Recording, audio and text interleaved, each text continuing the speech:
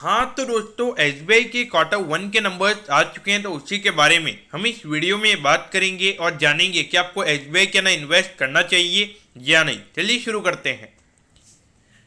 तो देखिए, सबसे पहले अगर हम यहाँ पे नेट प्रॉफिट के नंबर्स की अगर हम बात करेंगे तो पिछले क्वार्टर के कंपैरिजन में 33% से नेट प्रॉफिट का नंबर यहाँ पे कंपनी का कम हुआ है और ये नंबर आया है 6068 करोड़ पे। तो ये नंबर क्यों गिरा है इसके बारे में भी हम बात करेंगे, लेकिन उससे पहले जो बाकी के नंबर्स है उसके बारे में हम यहाँ पे बात कर लेते हैं। और अगर हम यहाँ पे ईयर ऑन ईयर बेसिस पर अगर हम बात करेंगे तो वहां पे भी 6% के नेट प्रॉफिट का नंबर बैंक का गिरा है और ये नंबर आया है 6068 करोड़ पे। देखिए, पिछले साल कोविड की सेकंड वेव थी, बहुत ज्यादा प्रोविजनिंग वहां पे करनी पड़ी थी, उसके बावजूद भी ये नंबर हमें यहाँ पे गिरता हुआ नजर आ रहा है।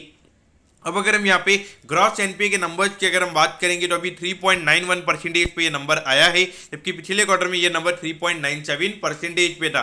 यानी कि इन अभी अगर आप देखोगे 0.06% से हमें ये नंबर कम होता हुआ नजर आ रहा है। अगर हम नेट एनपीए के नंबर्स की अगर हम बात करेंगे तो ये नंबर भी 0.02% से कम हुआ है और ये नंबर आया है 1% पे। तो देखिए, बेसिकली अगर आप देखोगे तो ये नंबर कम होने का मेन रीजन ये भी रहता है क्योंकि जो नए लोन यहाँ पे दिए जाते हैं तो उससे लोन बुक और इंक्रीज हो जाती है, तो वहां पे जो नॉर्मली जो ग्रॉस एनपी और नेट एनपी का नंबर्स होता है वहां पे कम हो जाते हैं।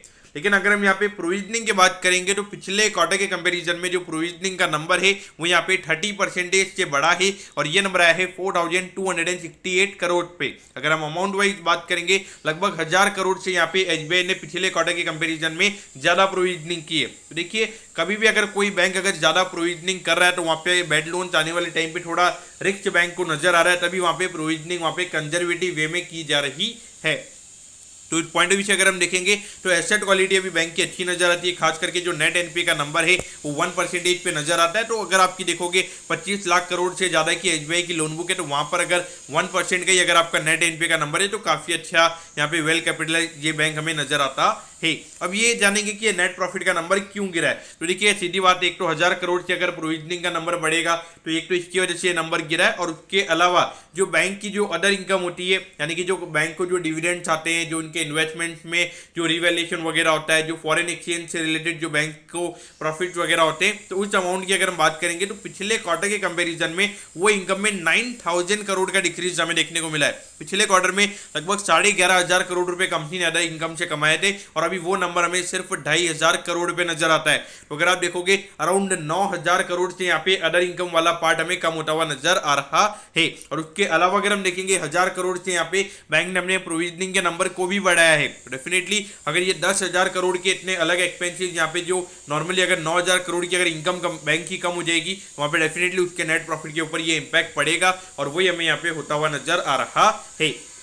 लेकिन अगर हम ऑपरेटिंग बेसिस पर अगर हम बात करेंगे, यानी कि अगर हम पूरे ऑपरेटिंग नंबर्स की अगर हम बात करेंगे, नेट इंटरेस्ट इनकम बैंक का ग्रो हुआ है। अगर हम नेट इंटरेस्ट इनकम की बात करेंगे तो वो नंबर भी ग्रो हुआ है। तो इन वे देखा जाए तो ऑपरेटिंग बेसिस में नंबर्स के अंदर कोई प्रॉब्लम नहीं है, सिर्फ अदर इनकम वाला जो एरिया है वो अभी कम हुआ है, तो उसकी वजह से यहाँ पे ये बैंक के नेट प्रॉफिट के नंबर्स हमें गिरते हुए नजर आ रहे हैं।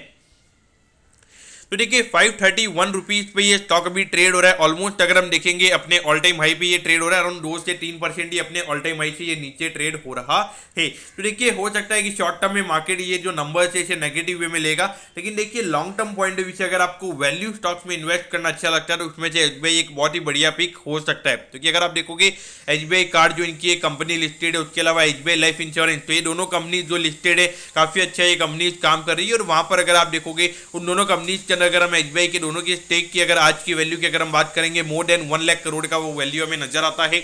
उसके अलावा आने वाले टाइम पे एसबीआई म्यूचुअल फंड भी लिस्ट हो सकता है, और ये ऐसा कहा जा रहा है कि एसबीआई म्यूचुअल फंड का भी जो मार्केट कैप होगा लगभग 50 से 60,000 करोड़ का मार्केट कैप वो कंपनी का भी हो सकता है। तो अगर आप देखोगे डेफिनेटली ऑलमोस्ट अगर हम देखेंगे 1.5 लाख करोड़ के यहाँ पे इनके सब्सिडरी कंपनीज हमें नजर आती है। उसके अलावा इनका जो मेन स्टैंड अलोन बिजनेस है बैंकिंग का, वो भी यहाँ पे काफी अच्छे तरीके से परफॉर्म कर रहा है। तो इस पॉइंट ऑफ व्यू से अगर आप एक कंजर्वेटिव इन्वेस्टर और एक वैल्यू स्टॉक में इन्वेस्ट करना पसंद करते हैं, मेरे ख्याल से एसबीआई उसमें से एक चॉइस हो सकती है। तो अगर मार्केट इससे नेगेटिव वे में लेता है तो मेरे ख्याल से लॉन्ग टर्म इन्वेस्टर्स ने इसे पॉजिटिव वे में लेना चाहिए और यहाँ पे इन्वेस्ट करना चाहिए। दोस्तों, मैं होप करता हूँ कि एसबीआई के जो क्वार्टर वन के नंबर्स थे वो आपको अच्छे समझ में आ गए होंगे। अगर आपकी कोई भी क्वेरीज है आप कमेंट कीजिए, मैं जरूर आपके कमेंट पर रिप्लाई करूंगा। ओके दोस्तों, thank you, have a nice day.